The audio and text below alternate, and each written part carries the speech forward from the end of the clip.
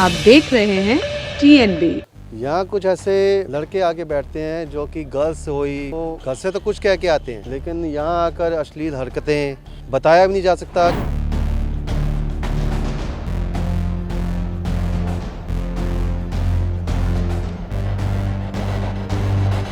Malkaganj ward में काम हुए हैं। काम जब होता है जब इनके इलेक्शन वगैरह आते हैं ना, वरना सड़कें गलियां सड़ी रहती हैं, सड़कें सड़ी रहती हैं। मलकागंज में क्या, हर जगह पूरे दिल्ली में वही काम है। बेरोजगारी बढ़ गई है, फैक्ट्रियाँ बंद पड़ी हैं, सील पड़ी हैं, कॉरपोरेशन वाले पुलिस वाले आग खा जाते हैं और कुछ नहीं। समस्या सबकी सब है, हल कुछ नहीं है। एक बार के बदलाव नहीं होना चाहिए। बदलाव ये होना चाहिए, वोट डालने से पहले आप एक बार सोचो। भाई बीजेपी वाली गवर्नमेंट कहती है कि हमने इनको लोन दे दिया है, पैसे दे दिए हैं, वो कहते हैं हमारे पास आए नहीं है। तनी रास्ते में ठेकेदार खा जाते हैं या कौन खा जाता है।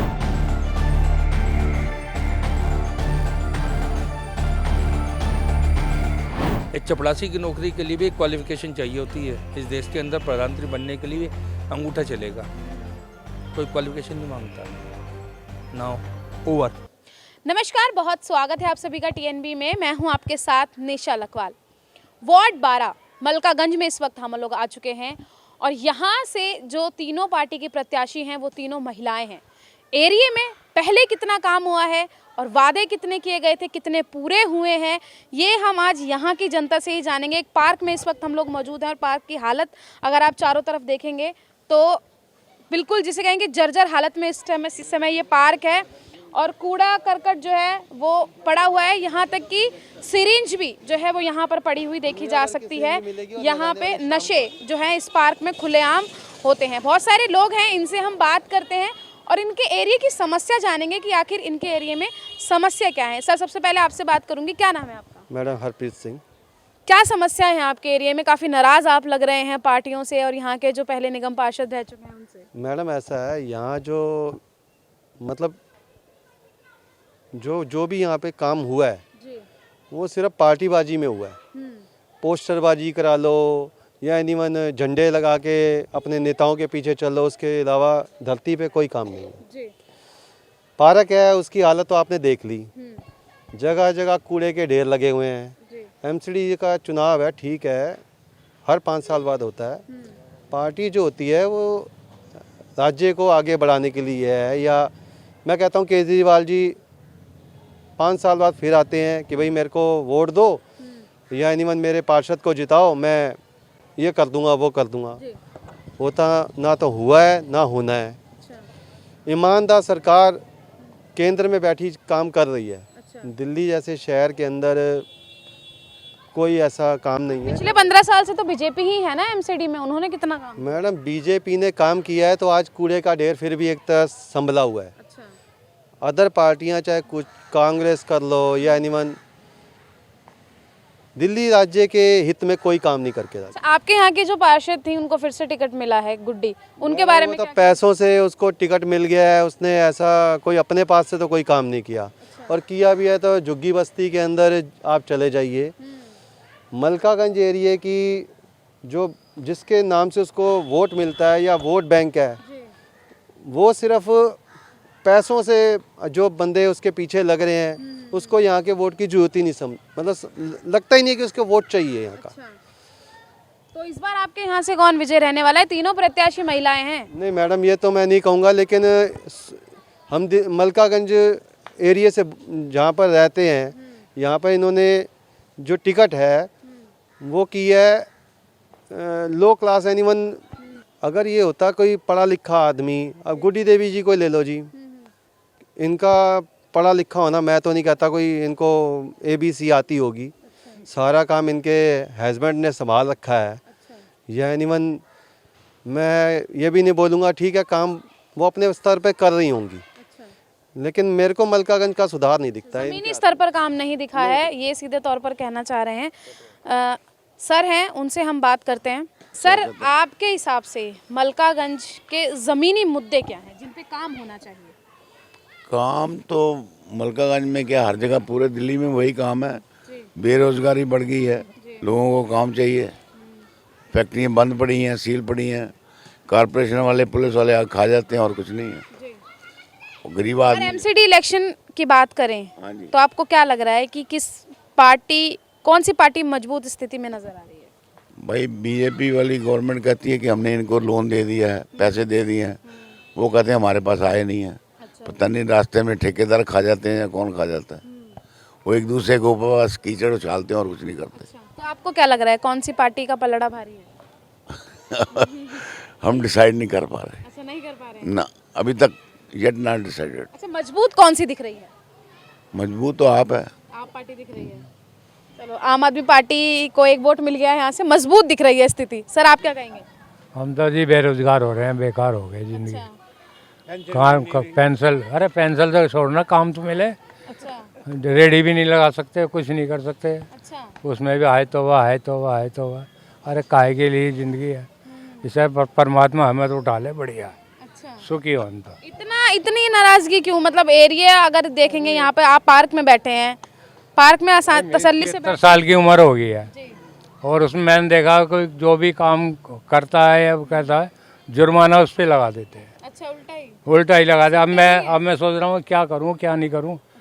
मैं अगर चल तो चाय बेच लूँ, और चाय भी नहीं बिकेगी क्योंकि चला नहीं जाता घुटनों से। बस हम तो यही कह सकते हैं जी।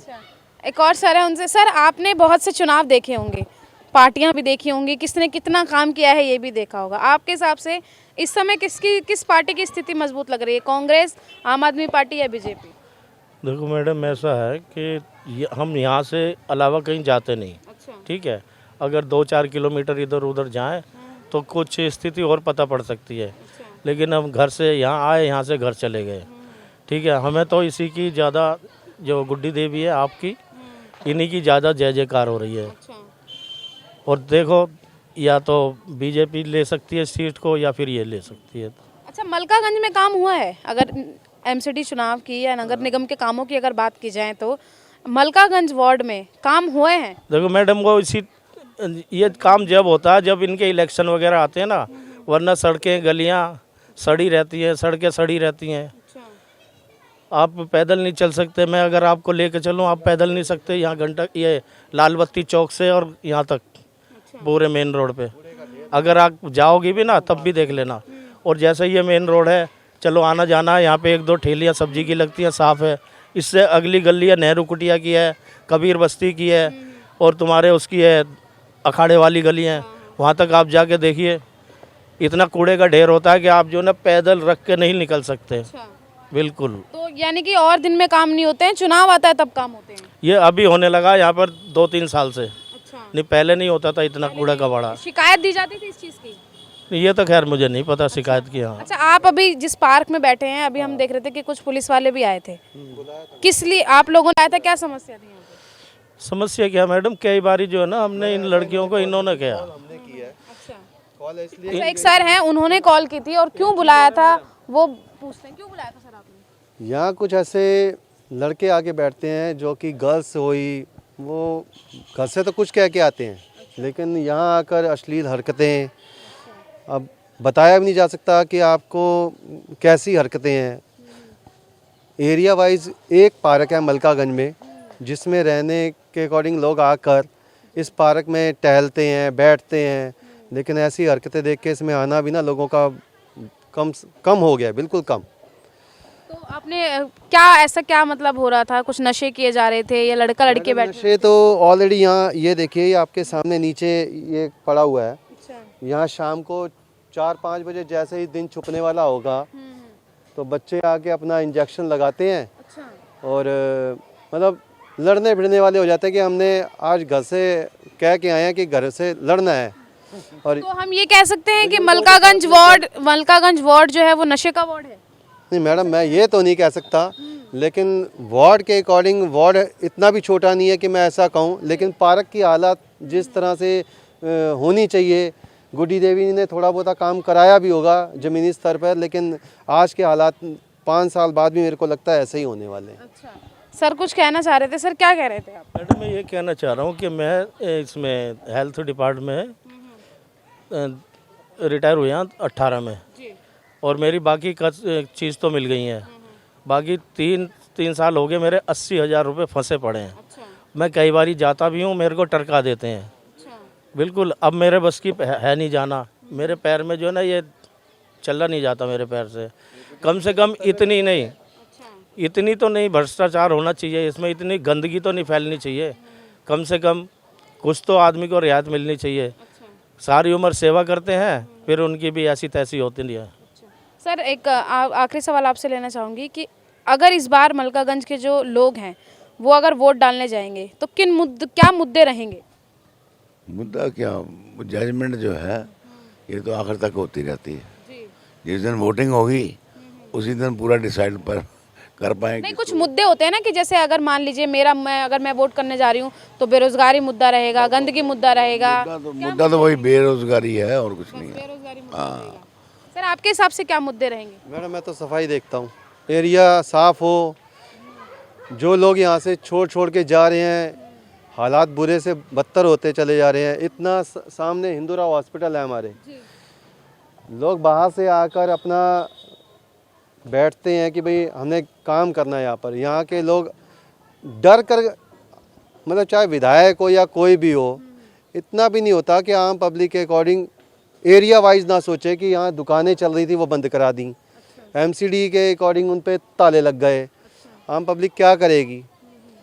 देखिए आप वोट लेने आते हैं, वोट हर आदमी देता है, लेकिन जीतने के बाद अगर आप बोले जी मैं तो अब सिर्फ पैसों के लिए हूँ, तो राजनीति कर रहे हो आप और उसके अलावा आपके पास कुछ नहीं है। यानी कि समस्याएं बहुत सी हैं मलकागंज वार्ड में, और भी आगे चला जाएगा, लोगों से बात की जाएगी और समस्याएं जानी जाएंगी। लेकिन जो सबसे बड़ा मुद्दा है वो यहाँ पर जो है वो इस समय गंदगी है और बेरोज़गारी है। और लोगों से बात करेंगे और जानेंगे कि आखिर किस मुद्दों के आधार पर इस बार एमसीडी इलेक्शन में वोट करेंगे। सर मलकागंज वार्ड से आप आते हैं, आपके एरिया में क्या समस्या है? पहले तो ये जानना चाहूँगी, एमसीडी इलेक्शन आ रहे हैं। पूरी एमसीडी समस्या है। अच्छा, आप खुद मुक्त भोगी नहीं है। देखिए रोडों पे कूड़े का हाल, सड़कों का हाल, सीवरेज का हाल, कहाँ दिखता है। जो पार्षद थे उन्होंने काम नहीं किया एरिया में?